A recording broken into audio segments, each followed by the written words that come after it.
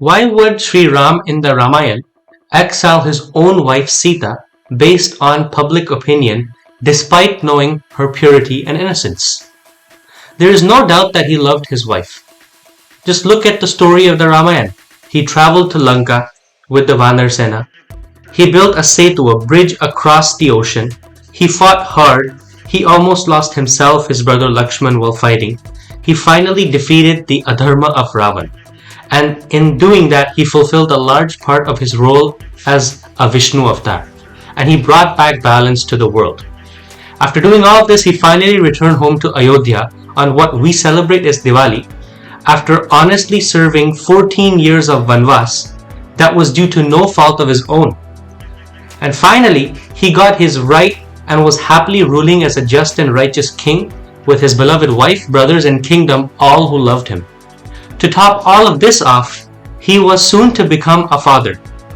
So after all of this struggle, all of this hardship, again with no complaints and always adhering to dharma, standing calm in the face of so much adversity, he finally had the opportunity, as the adage goes, to live happily ever after with his family, especially his wife. So why would he listen to the gossip of certain people under his rule, who he was the king of, and ask his own wife to leave for the Vanvas all over again? The exile of Sita in the Hindu epic Ramayana is a complex narrative with various interpretations and layers of meaning. But before I talk about that a bit further, I'd like to request if you could please like, share, and support our channel. Thank you. So in the Ramayana, Lord Ram's decision to exile Sita is influenced by a few different factors. As a king, Sri Ram had to consider the opinions of his subjects, whether he liked them or not, because it was his dharma to maintain the stability and peace of his kingdom. He truly wanted to know what the pulse of his people was, and so often he would sneak into the city disguised as a merchant or as a beggar or as someone else to sit and converse amongst the public and to get to fully understand their problems. And during this time, he must have heard certain rumors, certain gossips about Sitama, amidst other reports by his ministers. And there was a view that this woman, who is our queen, was kidnapped by another man and stayed in his kingdom for so many months. And that's where the controversy comes from. The public questioning of Sita's honor of her chastity is what created doubt and controversy. You see, in ancient Indian society, the purity and the chastity of women were amongst the most highly valued things there were. And any perceived deviation from these norms could have serious consequences, especially if you are royalty, if you are the king and the queen. And it's a question towards the legitimacy and to maintain social order, because they were seen as the ideal role models. Bhagwan Ram's decision to exile Sitama can be seen as a response to these societal expectations and in order to maintain the peace, as it were.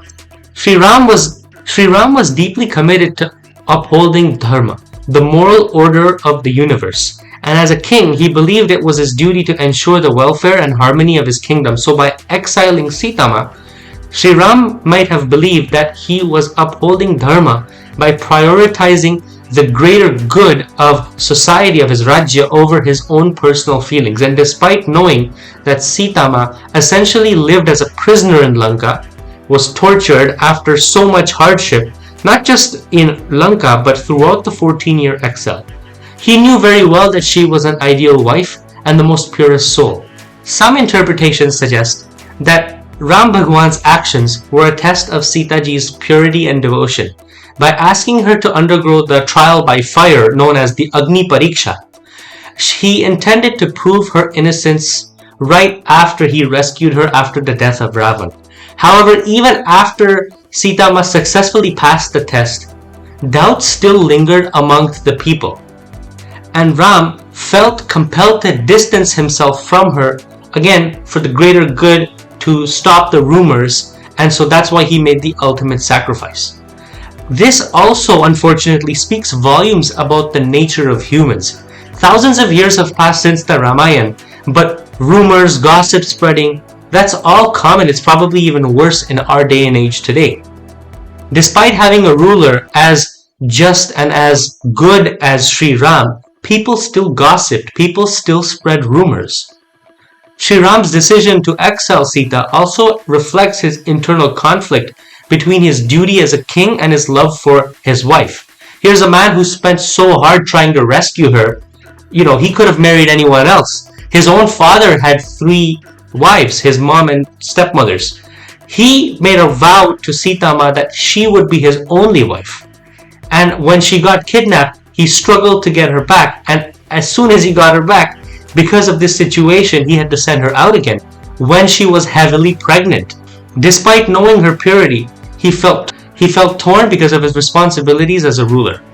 As a king, he was like a father to his citizens who were akin to being his children, and his dharma was always to put their priority above and beyond that of his own, despite the obvious truth. He knew he couldn't just go around and convince everyone with such thoughts, and he knew that there was really no point in using force as a king and ordering people, because anyways, no one would say anything negative to him directly.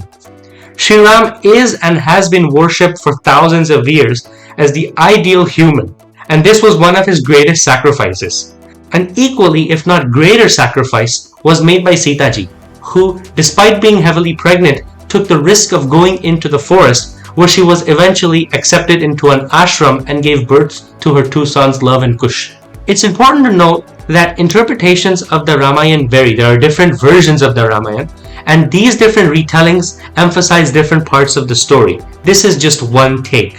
Some modern interpretations criticize Sri Ram's actions as unjust or controversial, to say the least, while others view them within the context of those times, of those societal norms and moral dilemmas of that time. One thing for sure is that it highlights the morality and the continued need to respect and uphold the dignity of women. Even God himself ultimately was a victim of the gossip of people over circumstances beyond his and his wife's control. So that's it for today's video, dear viewers. Thank you so much for watching. Please share your thoughts and stay curious.